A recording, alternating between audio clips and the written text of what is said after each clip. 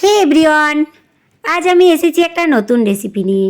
এখন গ্রীষ্মকাল, এখন প্রচুর আম পাওয়া যাচ্ছে, কাঁচা আম। তাই আমি আজ বানিয়ে দেখাবো কাঁচা আমের রুই সরষে। অবশ্যই আমার চ্যানেলটা যারা দেখছেন সাবস্ক্রাইব করে দেবেন। অবশ্যই লাইক কমেন্ট শেয়ার করতে ভুলবেন না। কেমন হয়েছে আমার রান্নাটা অবশ্যই কমেন্ট বক্সে বলবেন। আমি এসেছি আশার কিচেন থেকে। আজ আমি আপনাদের বানিয়ে দেখাবো কাঁচা আমের রুই সরষে। তো প্রথমেই রুই মাছগুলো নুন হলুদ দিয়ে মাখিয়ে রেখেছিলাম।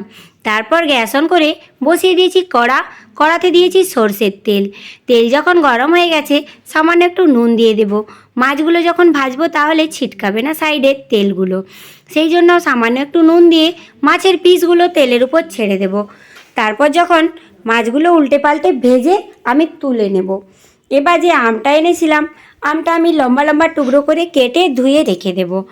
এবার আমি ওই তেলেই দিয়ে দেব সামান্য একটু কালো জিরে, অর্থাৎ 1 চামচ কালো জিরে। এখানে আপনাদের চয়েস, শুকনো লঙ্কা একটা ফোড়ন দিতে পারেন আর তেজপাতা দিতে পারেন। কালো জিরে দিয়ে আমটা দিয়ে সামান্য একটু নুন দিয়ে চাপা দিয়ে রেখে দেবো আমটা ভাজার জন্য।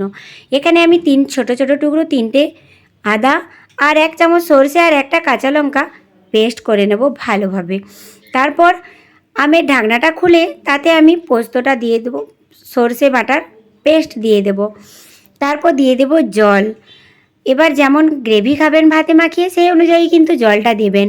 এবার রেখে দেব সামান্য একটুক্ষণ, 5-7 মিনিট। আমটা যখন নরম হয়ে যাবে তখন আমি মাছের পিসগুলো দিয়ে দেব। তারপর উল্টে পাল্টে আমি নেড়ে চেড়ে নেব।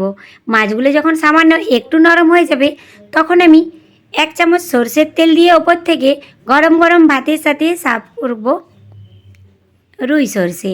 তো অবশ্যই কেমন হলো বলবেন, ভালো লাগলে লাইক শেয়ার কমেন্ট করতে ভুলবেন না। কিন্তু এই গরমের সময় আম দিয়ে যেটাই বানাবেন সেটাই ভালো লাগে।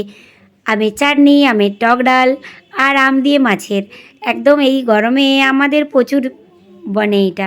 অবশ্যই আপনারা বানিয়ে দেখবেন, অনুরোধ করলাম। ভালো লাগলে লাইক কমেন্ট শেয়ার করতে ভুলবেন না। কিন্তু এটা আমার মায়ের রেসিপি, আমি অনেকবার বাড়িতে বানিয়েছিলাম। এটা কিন্তু সবাই নাম করে, ভাবলাম আপনাদের সাথেও শেয়ার করি। আপনারাও বলুন কেমন হয়েছে, অবশ্যই বলবেন। অনেক করে অনুরোধ করলাম। আসছি অন্য